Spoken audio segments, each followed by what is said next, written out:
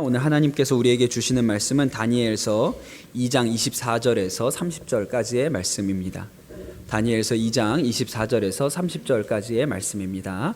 한 절씩 교독해서 읽도록 하겠습니다. 이에 다니엘은 왕이 바벨론 지혜자들을 죽이라 명령한 아리옥에게로 가서 그에게 이같이 이르되 바벨론 지혜자들을 죽이지 말고 나를 왕의 앞으로 인도하라. 그리하면 내가 그 해석을 왕께 알려드리리라 하니,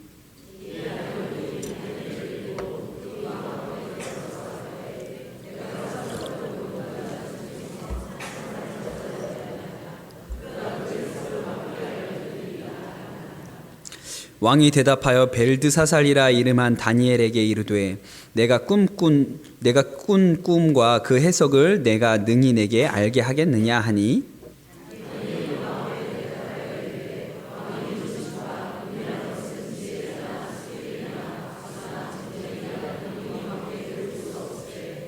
오직 은밀한 것을 나타내실 이는 하늘에 계신 하나님이시라.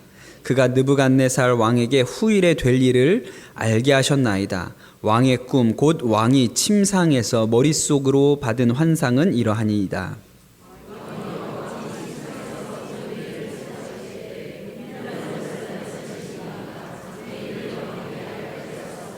30절 같이 읽겠습니다.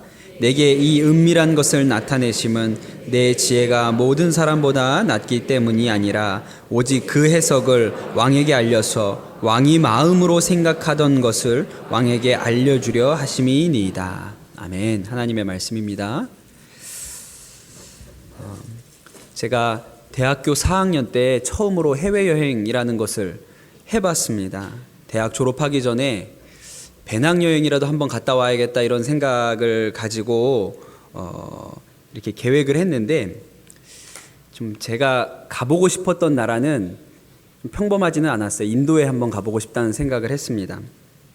근데 용기가 안 나는 거예요. 왜냐하면 하도 위험하다는 얘기를 많이 들어가지고, 그것도 이렇게 처음 가는 해외여행으로 갈 엄두가 나지 않았습니다. 그래서 주변에 같이 갈 친구들을 한참 찾아봤는데 저 외에는 아무도 인도를 가보고 싶어하는 사람이 없었습니다.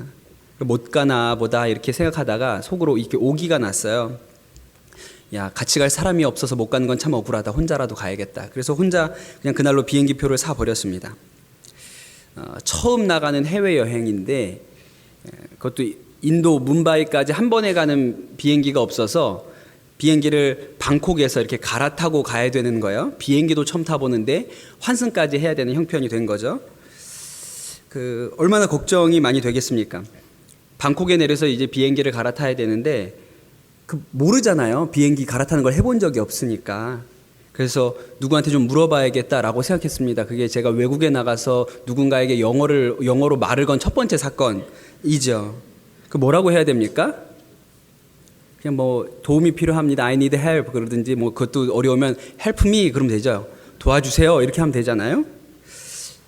저 환승하러 가야 됩니다. 이렇게 얘기를 해야 되는데 제가 너무 긴장한 나머지 안내 데스크에 가서 이렇게 얘기를 했어요. May I help you? 이렇게 물어봤어요. 뭘 도와드릴까요? 안내 데스크에다 제가 뭘 도와드릴까요? 이렇게 얘기를 했습니다. 여러분, 혼자서 해외여행하면 뭐가 제일 두렵습니까? 말이죠. 누가 옆에서 해석해주고 설명만 해주면 못할, 그게 한국이랑 다를 게 뭐가 있겠어요? 근데 그게 안 되니까 두렵고 걱정이 되는 것이죠. 얼마 전에 우리 교회 문화사역부의 다드림 팀이 인도네시아로 단기 선교를 다녀왔습니다. 그런데 출발 당일에 학생 둘이 A형 독감에 걸렸다는 진단을 받았어요. 이제 이 친구들은 자기들은 이제 아파도 가겠다, 우리는 아파도 가겠다라고 얘기하는데, 문제는 이 A형 독감이 전염되는 질병이니까 둘 아픈 게 문제가 아니고 다른 애들까지 이게 옮으면 심각해지는 거죠. 인도네시아에는 독감이라는 질병 자체가 없기 때문에 타미플루가 없답니다. 그러니까 가서 이렇게 병이 걸리면 굉장히 어려운 상황이 되기 때문에 제가 이번에는 안 가는 게 좋겠다 이렇게 얘기를 했더니 울고불고 난리가 났습니다. 저도 마음이 안타깝죠. 그렇게 열심히 준비하고 기도하고 했는데 그날 아침에 못 가게 되니까 얼마나 속상하겠어요. 제가 그 마음 충분히 이해를 하죠. 그래서 제가 뭐라 그랬냐면 다 나으면 중간이라도 보내주겠다 그렇게 얘기를 했습니다. 근데 다 났어요. 그래서 중학교 2학년, 고등학교 3학년 여학생 둘만 따로 인도네시아에 보내야 되는 상황이 되는 거예요. 그걸 또 누가 데리고 갈 수가 없으니까 중간에 쿠알라룸푸르에서 비행기를 갈아타야 됩니다. 제가 걱정이 될까요? 안 될까요? 되죠. 당연히 되겠죠. 그런데 걱정을 안 한 것은 아닌데 충분히 할 수 있다고 생각했어요. 이 두 학생이 할 수 있다고 생각했어요. 딱 하나만 해주면 된다고 생각했어요. 뭐만 해주면 될까요? 네? 네. 어디에서나 인터넷을 할 수 있는 스마트폰만 주면 된다고 생각했어요.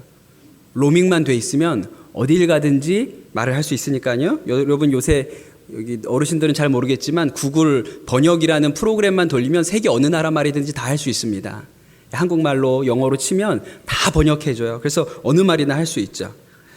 뿐만 아니라 벽에 외국어가 써 있어도요, 사진으로 찍어가지고 손으로 한번 문지르면요 다 번역해 줍니다. 다 해석해 줘요. 어느 나라 글씨든지 상관없이. 그러니까 인터넷만 되면 얼마든지 할 수 있다고 생각을 했어요. 그러니 핸드폰 하나 주어주고 아이들이 인도네시아까지 가는 그 상황을 실시간으로 다 여기서 지켜보고 있었습니다. 사실은 그렇게 걱정할 일은 아닌 것이죠. 불안이라는 것도 비슷한데 인간은 어떤 것이 설명되지 않으면 불안을 느낍니다. 예를 들어서 전염병이 돕니다. 뭐 독감일 수도 있고, 얼마 전에는 이제 신종플루라는 게 굉장히 유행을 했었고, 또 메르스라는 질병도 뭐 사람들을 아주 무섭게 했죠.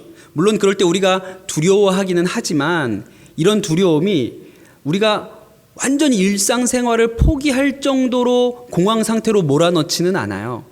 왜냐하면 설명이 있습니다. 어떤 설명이 있냐면 손을 잘 씻으라든지 마스크를 착용하라든지 혹은 뭐 어디를 가지 말라, 뭘 만지지 말라, 하다못해 전에 낙타고기를 먹지 말라, 막 이런 식의 정보들이 주어지기 때문에 우리가 나는 그 하지 말라는 것을 하지 않았으니까 괜찮아, 그 병에 걸리지 않을 거야 라는 생각을 하게 되는 것이죠. 그러니까 설명이 있으면 어떤 두려운 것이 있어도 그 두려운 일에 대한 설명과 해석이 존재하면 두려움이 줄어들게 됩니다. 근데 문제는 이런 거예요. 질병이 있는데, 아주 치명적인 질병이 있는데 어떻게 해야 막을 수 있는지 전혀 모른다고 생각을 한번 해보세요. 어떤 일이 벌어질까요? 실제로 이런 일이 있었고 사회 전체를 붕괴시킬 만한 그런 공포가 있었던 때가 있었습니다. 중세 유럽에 흑사병이 그랬어요. 유럽 전 인구의 3분의 1이 흑사병에 걸려서 죽었던 때가 있습니다.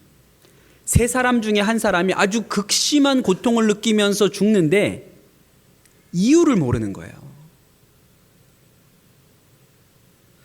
이탈리아 피렌체의 주민들은 이 피렌체에서 흑사병이 도니까 그들 스스로 생각하기를 개와 고양이 때문에 이 질병이 퍼진다고 생각했다 그래요.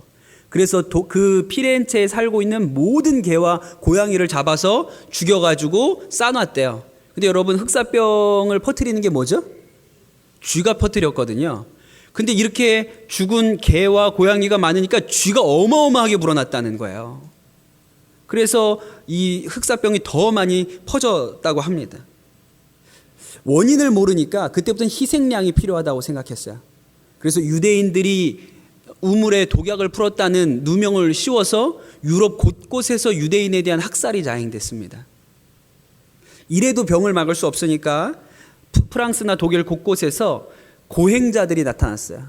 가죽 끈 끝에다가 쇠를 달아가지고 스스로를 매질하면서 피를 흘려서 하나님을 감동시켜야 이 흑사병이 멈춘다고 생각해서 이게 이 순례자들이 온몸에 피를 흘리면서 걸어다니는 이런 형태의 일들이 유럽 곳곳에서 일어났다는 거예요. 그러니까 이걸 어떻게 막아야 되는지 알지 못하니까 사람들이 정말 이상한 방법들을 사용하게 된 것이죠. 설명할 수 없기 때문에 이런 일들이 벌어졌어요. 그런데 여러분, 이런 일이 지금도 우리에게 뭐 이렇게 사회적인 문제로 벌어지지 않지만 우리에게 일어납니다. 사람들 앞에서 이렇게 발표를 하거나 인간관계 맺는 것을 굉장히 불안하게 여기는 사람들이 있다 그래요. 그걸 사회 불안 장애라고 합니다.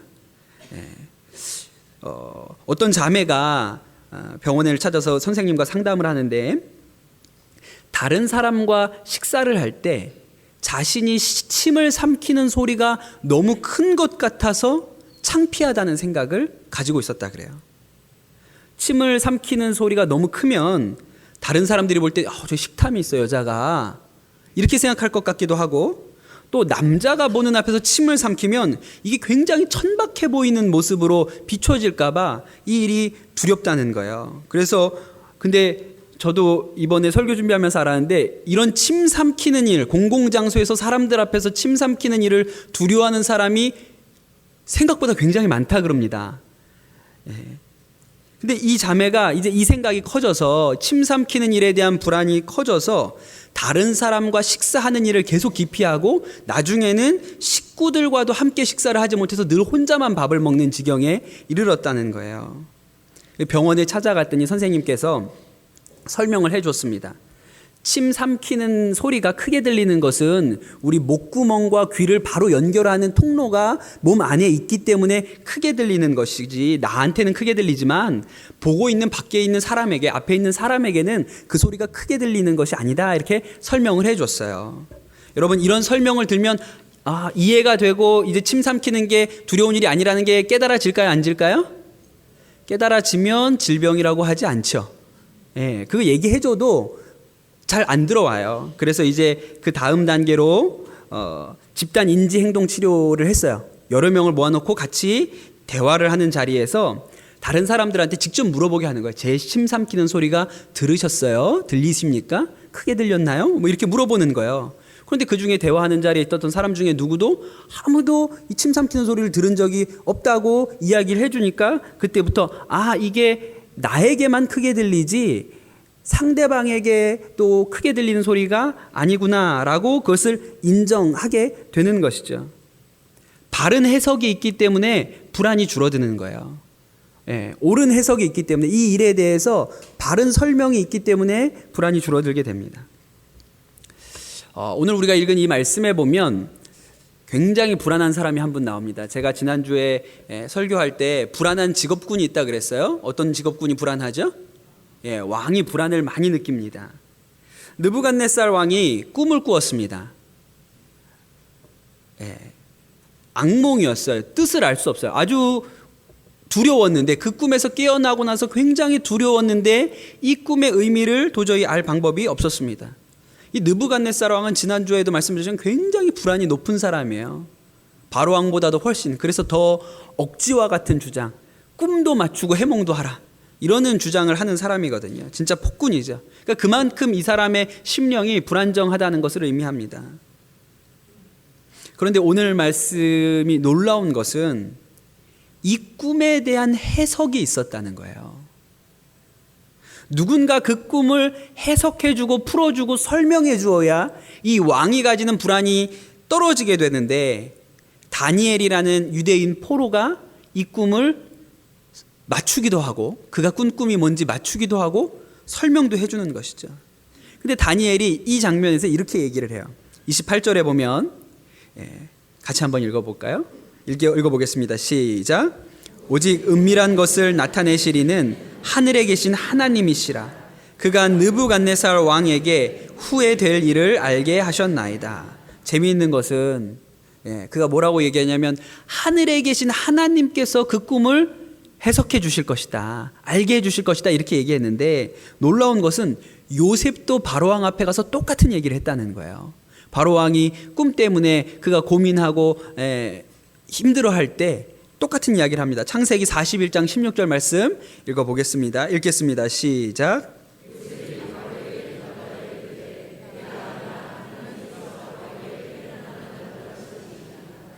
요셉의 이 대답은 굉장히 놀라운 대답입니다. 왜냐하면 본인이 감옥에 갇혀 있는 형편이거든요. 근데 그리고 바로왕의 꿈을 해석해 주어야 자기가 감옥을 나갈 수 있는 기회가 찾아올 텐데, 이 요셉이 바로왕 앞에서 하는 이야기는 그 꿈은 내가 아니라 우리 하나님께서 해석해 주실 것이다, 그렇게 이야기하는 거예요. 여러분, 이 말씀을 통해서 우리가 얻게 되는 아주 중요한 진리는 해석이 하나님께 달려있다는 것입니다. 이 말은 단순히 꿈을 해몽해 주는 것을 의미하는 것이 아니고, 미래의 일을 알려주신다는 뜻이 아니고, 우리 인생의 답이, 우리 인생에 대한 설명이 하나님께 있다는 것을 의미해요. 여러분, 우리의 인생이 왜 답답하고 왜 불안합니까? 해석이 없어서 그렇죠. 설명이 없으니까요. 그런데 여러분, 우리 인생의 해석이 하나님께 있다는 것을 여러분 믿으시기를 축복합니다. 30절에 보면 이렇게 말씀이 나와요. 같이 읽어보겠습니다. 30절 읽겠습니다. 시작. 그 해석을 왕에게 알려서 왕이 마음으로 생각하던 것을 왕에게 알려주려 하심이니이다. 다니엘이 느부갓네살 왕의 꿈을 해석해 줍니다. 그런데 여러분, 이 해석의 궁극적인 목적은 미래를 설명하는 게 아니라는 거예요. 왕의 마음에 얽혀 있는 생각을 드러내주는 것이 이 해석의 목적이라고 하는 것입니다. 여러분, 침 삼키는 소리가 너무 크게 들려서 두려운 이 사람은요, 그냥 단순히 앞으로 침을 조심스럽게 삼키면, 조용히 삼키면 해결되는 문제를 가지고 있는 게 아니에요. 사실은 그 마음의 뿌리에는 사람들이 나를 싫어할지도 모른다는 두려움이 있는 것이거든요.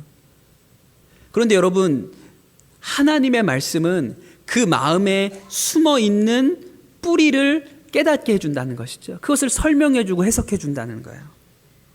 어떤 집사님이 하신 간증을 제가 좀 읽어드리면 좋겠다고 싶습니다. 어릴 적 부모님은 가정 형편이 어려웠던 탓에 저에게 성공만을 강조하셨습니다. 이런 부모님을 따라 저도 성공을 갈망하며 살았지만 제 능력으로는 도무지 이룰 수 없는 것 같아 저의 부족한 부분을 채워줄 남자를 만나 결혼했습니다. 그러나 남편은 도박으로 인한 재산 탕진과 잇따른 사업 실패로 저의 꿈은 물거품이 되었습니다. 그러자 저의 관심은 자녀에게로 향했습니다. 자녀를 성공시키기 위해 이제 막 중학교에 들어간 큰딸에게 검정고시를 치르게 한 후 조기 유학을 보낼 계획을 세웠습니다. 큰딸은 중학교 검정고시 과정을 3개월 만에 통과하며 제 꿈을 이루어주는 듯 했습니다. 하지만 딸은 지나친 스트레스로 인해 건선 피부염과 쇼크성 난독증을 앓게 되었고 우울증과 대인 기피증까지 얻어 집에서만 생활하게 되었습니다. 딸은 모든 분노를 저에게 쏟아냈고 저는 제 인생이 해석되지 않아 죽을 것만 같았습니다. 여러분, 우리가 우리 삶에 겪게 되는 고난인 이유는 설명이 없다는 거예요. 왜 저에게 이 일이 일어납니까? 이 일을 통해서 제가 얻게 되는 것은 무엇입니까? 라는 해석이 없기 때문인 것이죠. 그러나 여러분, 놀라운 것은 하나님의 말씀이, 하나님의 십자가가 우리의 인생을 해석한다는 거예요. 결국 문제는 우리의 마음이 해석되지 않는 것입니다. 그런데 여러분, 누가 우리의 마음을 해석할 수 있습니까? 하나님의 말씀이, 예수 그리스도 십자가의 진리가 우리의 마음을 해석하는 것이죠. 그 간증이 이렇게 이어집니다. 그렇게 인생의 내리막을 걷고 있을 때 주님께서 제 갈급한 영혼에 찾아와 주셨습니다. 제가 얼마나 잘못된 성공 가치관에 사로잡혀서 자녀를 닥달해 왔는지 깨닫게 해 주셨습니다. 저는 그제서야 성공을 우상으로 삼고 살았던 저의 죄가 깨달아졌습니다.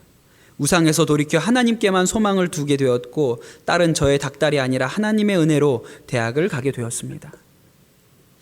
해석이 있으니까, 이게 내 인생에 이러한 죄 때문에 내 인생에 이런 결과가 온 것이구나 라는 설명과 해석이 있으니까 불안이 해소되게 되는 것이죠. 해석이 있어야 우리 인생의 불안이 줄어들게 됩니다. 그런데 여러분, 문제는 그 해석이 바른 해석이어야 한다는 거예요.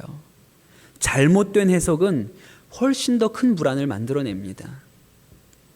제가 교회 학교에서 청소년들 사역을 하면서 우리 학생들 보면 특별히 불안할 때가 있습니다. 언제가 불안할까요? 그리고 시험 앞두고 불안합니다. 특별히 그 중에서도 수학 능력 시험을 앞둔 우리 수험생들의 불안은 이루 말할 수가 없지요. 집에 수험생 두고 있으면 어떻게 해야 돼요? 상전 모시듯이 해야 되잖아요. 수학 능력 시험 보러 가는 날 긴장하지 말고 시험 잘 보라 기도해주고 또 말씀도 적어주고 우리도 교회에서도 안수기도 해주고 뭐 이런 일들을 하죠. 그때 어머니들이 보통 이제 말씀 딱 이렇게 손으로 말씀 적어서 이렇게 아들한테 꼭 이거 붙들고 기도하고 시험 봐. 무슨 말씀 적어줍니까? 강하고 담대하라. 두려워하지 말라. 놀라지 말라. 어디를 가든지 내 여호와 하나님이 너와 함께함이라. 이런 말씀, 여호수아 말씀 이거 주잖아요. 제가 한번 알려드릴게요. 그거 읽으면 불안이 없어집니까? 가가지고 이렇게 아들이 이렇게 펴서 읽어보고 그 말씀 읽어보면 아들의 마음이 갑자기 평안해진다고 생각하세요?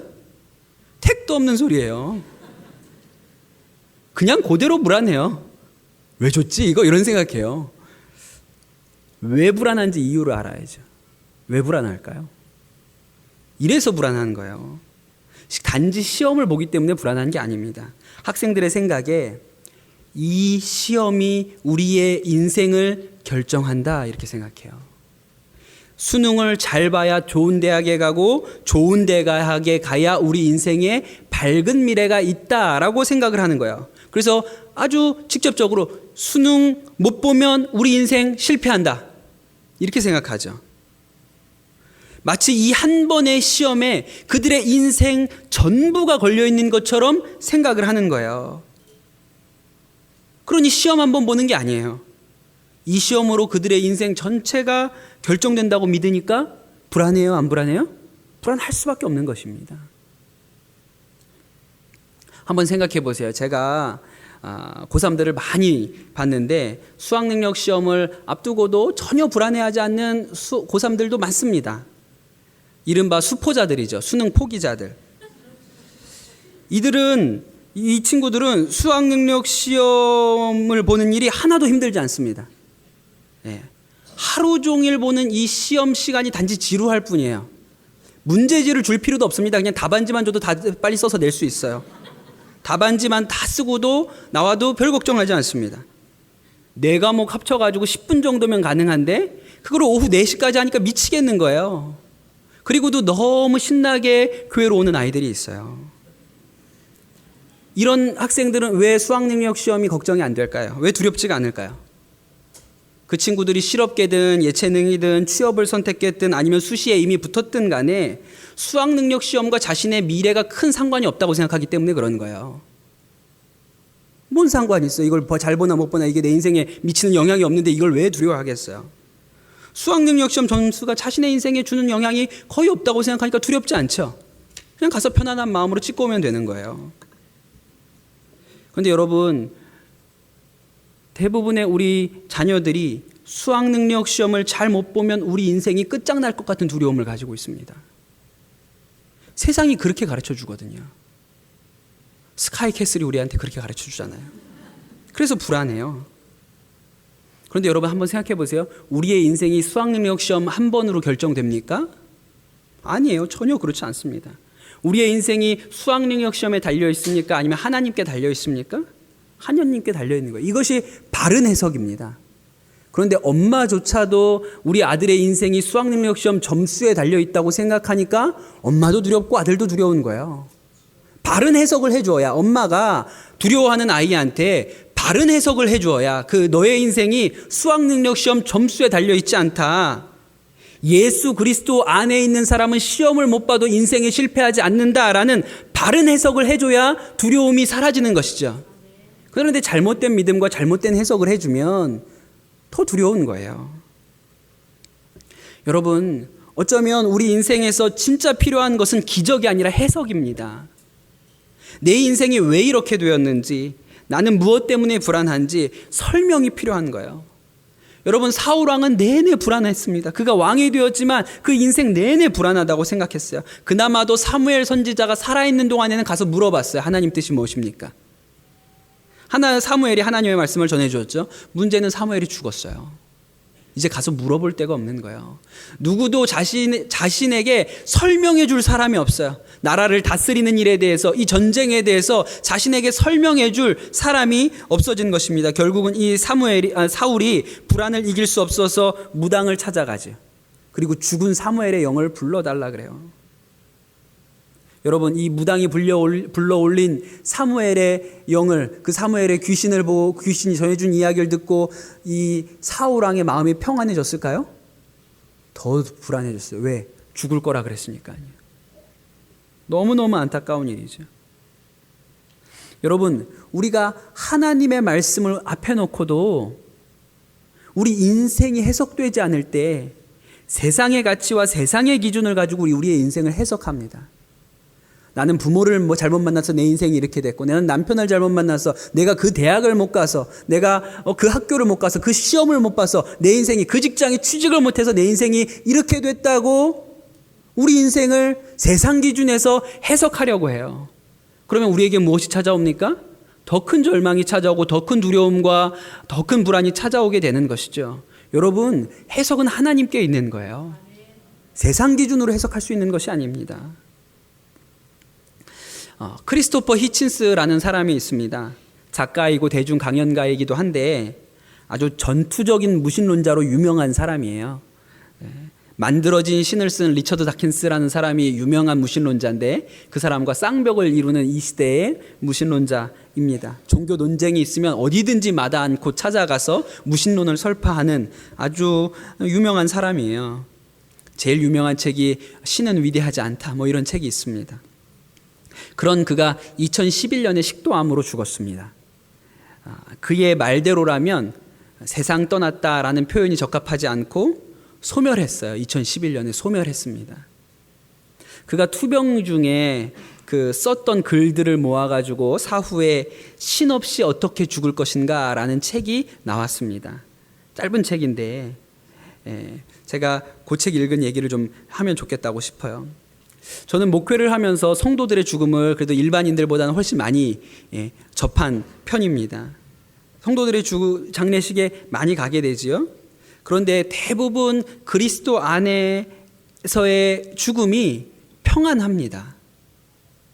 얼마 전에도 아주 잘 아는, 너무나도 좋아하는 권사님 한 분이 갑자기 이 세상을 떠나셨어요. 진단을 받으시고 나서 얼마 되지 않은 것 같은데, 암 진단을 받으셨다는 얘기를 듣고 얼마 되지 않은 것 같은데 돌아가셨다고 해서, 굉장히 빨리 돌아가셨다고 해서 제가 너무너무 깜짝 놀랐습니다. 장례식에서 제가 말씀을 통해서 투병 과정에 대한 이야기를 들었는데 생전 그 밝은 모습 그대로 너무 씩씩하게 투병하시다가 하나님 품에 안기셨다는 얘기를 들었어요. 대부분 예수 그리스도 안에 계셨던 우리 성도님들의 죽음이 이와 같습니다. 그런데 이 히친스의 책 신 없이 어떻게 죽을 것인가를 보면 이 히친스의 마지막은 그렇지가 않아요. 글을 보면 글이 불안해 보여요. 굉장히 전투적입니다. 아니, 이제 살 날이 얼마 남지 않았는데 왜 그렇게 이 사람은 싸우고 싶을까, 이런 생각이 들어요. 그 중에 이런 얘기들이 있습니다. 그리고 설사 목숨보다 목소리를 먼저 잃는다 해도 나는 적어도 어둠과 맞닥뜨려 안녕이라고 인사를 건널 때까지는 종교적 망상에 맞서 논박하는 글을 계속 쓸 것이다. 목소리가 사라질까 봐 걱정하던 때와 마찬가지로 나는 지금 손이 죽어버려서 나를 글쓰기를 못하면 어떡하나 하는 걱정을 하면서 나의 인격과 정체성이 허물어지는 것을 느끼고 있다. 이런 얘기들이 계속 나옵니다. 또 자신을 위해서, 이게 유명한 무신론자니까 편지가 많이 왔나 봐요. 그리스도인들이 당신을 위해 기도하고 있습니다, 이런 편지들이 많이 왔나 봐요. 그래서 그런 그리스도인들에 대해서도 불편한 심경을 드러내죠. 만약에 내가 병을 이겨낸 뒤에 나를 위해 기도하겠다고 한 신앙인들 쪽에서 흡족한 표정을 지으면서 자기네 기도가 응답받았다고 주장하면 어쩌지? 그것도 왠지 짜증스러울 것이다. 농담이에요. 농담으로 한 얘기예요. 뒤로 가면, 이 책의 특징은 뒤로 가면 갈수록 글이 짧아집니다. 그리고 마지막에는 짧은 메모들만 나와요. 왜냐하면 병세가 점점 악화되니까 더 글을 쓸 힘이 없어진 것이죠. 근데 거의 마지막 부분에 한 가지 메모가 이렇게 제 눈에 들어왔어요. 내가 종교에 귀의한다면 그것은 무신론자의 죽음보다 신자의 죽음이 더 낫기 때문이다. 딱 한 줄 나와요. 결국 마지막까지 무신론의 지조를 지키고 세상을 떠났습니다. 소멸되었죠. 여러분, 죽음은 인간에게 있어서 사실은 불안의 근원과 같은 거예요. 그 뒤에 뭐가 있는지 모르니까. 그래서 우리는요, 그 죽음에 대한 설명이 필요하고 해석이 필요해요. 그런데 히친스가 말하는 것처럼 인간의 죽음 뒤에 아무것도 없다, 그냥 소멸한 것이다 라고 이런 해석을 내리면 거기에는 평안이 없습니다. 죽음은 싸워야 될 대상이에요. 두려움일 뿐이에요. 그냥 싸워야 될 대상이 될 뿐이에요. 그래서 아마 그가 마지막에, 그 생애의 마지막 메모에 무신론자의 죽음보다 신자의 죽음이 더 낫다라고 한 게 그런 까닭이 아니겠습니까? 여러분, 우리의 불안의 가장 핵심에 죽음이 있는데 그 죽음에 대해서 바른 해석이 있어야죠. 그래야 우리가 이 죽음에 대한 공포, 불안도 이길 수 있습니다. 목회를 하면서 보니까 천수를 누리고 이렇게 평안히 주님 품에 안기신 분들의 장례도 치르게 되지만 사실은 안타까운 죽음들도 많이 보게 됩니다. 제가 교회학교 목회를 하면서 참 안타까웠던 죽음 중에 초등학교 5학년 여학생이 암으로 죽었던 일이 있어요. 세상을 그렇게 하나님 앞에 부름을 받았습니다. 이런 일들이 굉장히 우리의 마음을 불안하게 하죠. 어떻게 초등학교 5학년 여학생이 암에 걸릴 수가 있냔 말입니다. 게다가 예수 믿는 집에 왜 이런 불행이 찾아올까? 그렇게 살려주시기를 우리가 구하고 기도했는데 왜 하나님은 그 응답하시지 않고 이 어린 딸을 데려가실까? 이런 것이 사실은 우리를 불안하게 하는 일입니다. 그뿐 아니라 사실은 우리 교회 안에도 젊은 나이에 하나님 앞에 부름받고 세상 떠나는 일들을 가끔 보게 되죠. 그런데 그 너무나도 슬프고 안타까운 그 장례식장에서 담임 목사님 설교하셨던 이야기를 제가 너무나도 이렇게 감동적이고 또 저 말씀이 맞다 이렇게 생각이 된 적이 있습니다. 이렇게 설교를 하셨어요. 사람들이 젊은 사람이 병으로 고생하다 이렇게 세상을 떠났으니 불쌍하다고 말합니다. 그러나 불쌍한 죽음이 아닙니다. 오래 살았다고 더 복 있는 것이 아닙니다. 화려하고 성공한 많은 사람이 지옥에 갔습니다. 지금 하나님 품에 안겨있는 이 청년을 보면 이 세상에 살고 있는 우리가 불쌍해 보일 것입니다. 젊은 나이에 꿈도 한번 다 펼쳐보지 못하고 세상을 떠났으니 안타깝다고들 합니다. 실제로 얼마나 하고 싶은 일, 가고 싶은 곳이 많았겠습니까? 그러나 천국에 가서 보면 마음이 달라졌을 것입니다. 충분합니다, 하나님. 하고 있지 않겠습니까? 여러분, 이렇게 믿어야, 이렇게 설명해야 두려움이 없는 것이죠. 이렇게 해석해 주어야 죽음의 공포와 불안에서 우리가 해방받을 수 있는 거예요. 이 땅이 끝이 아니고 영원한 하나님 나라가 있다고 설명을 해야 죽음의 권세에서 우리가 이길 수 있는 것이죠. 이것이 이 땅을 살아갈 때 우리에게 필요한 해석이고 설명입니다. 여러분, 우리 인생에는 바른 해석이 필요합니다. 잘못된 해석 때문에 불안이 오는 거예요. 옳은 해석은 오직 하나님께 있습니다. 왜냐하면 하나님만이 유일하신 창조주이시고 만유의 주관자이시기 때문이에요. 오늘 함께 예배드리신 우리 성도님들 하나님께로부터 옳은 해석을 얻으시게 되기를 축복합니다.